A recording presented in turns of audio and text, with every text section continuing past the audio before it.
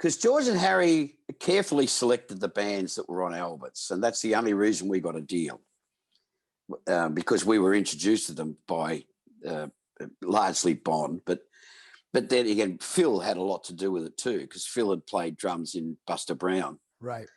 And then when Buster broke up, he went and joined AC/DC. So we were still friends, right? And Mark was playing bass in those days, and come full circle, he's playing bass in the Tats now. Right. But Mark Evans.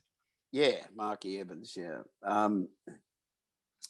But yeah, the godfather of, so to speak, of the Australian pub rock guitar sound, which all the heavy rock bands adopted, and still to this day try and emulate. Airborne is a perfect example.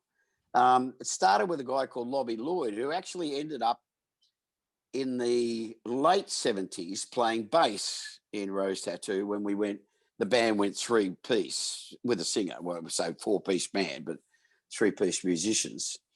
And I wanted to get Lobby because he's a guitar player and a monstrous rock and roll player with a magic, well, he did. He's passed on, God rest his soul. But he understood the rhythmic, the right hand, you know, the Gene Vincent, Eddie Cochran sort of era, which is fundamental if you're going to play rock and roll. You can play heavy rock or you can play rock, but to play rock and roll, it's got to swing.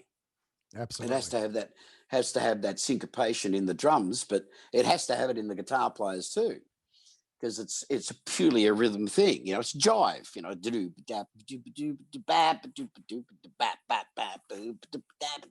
and you understand that. Yeah.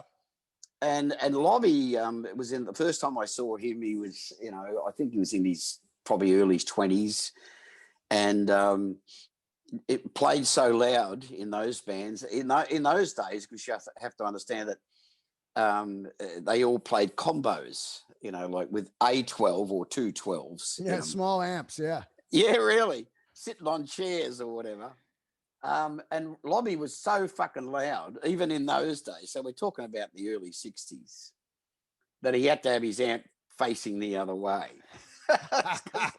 Otherwise, he turned that amp around.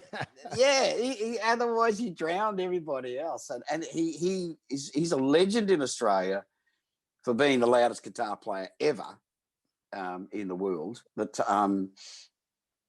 yeah, he because that sound we're talking about, is about the chord thing. Because I mean, the magic of the Tats, the magic of AC/DC, definitely. The Choir Boys, which is another Albert's discovery. It's the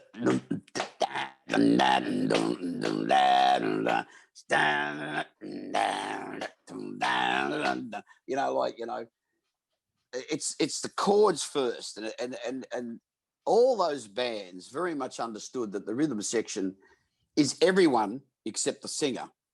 But when it comes to solos, you've got to have a solo player, right? So, but rock and roll is about rhythm, and the solos became a feature later on in the business. But in the early days, the solos were like this long. Now they're fucking, you know, they overlap each side of the page. But yeah, so it was one of those things. Lobby.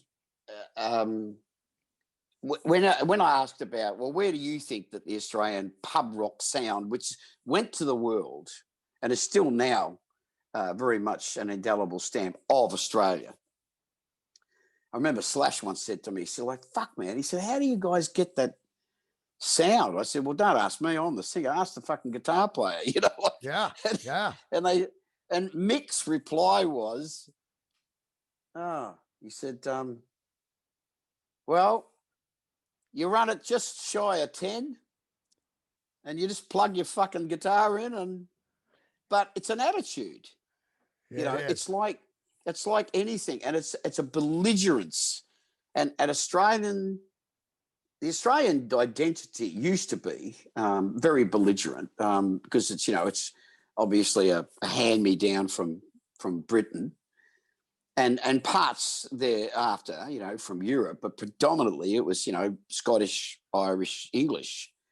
And they are, when I say belligerent, they're belligerent in their fortitude, in the way that they approach life, or used to in those days.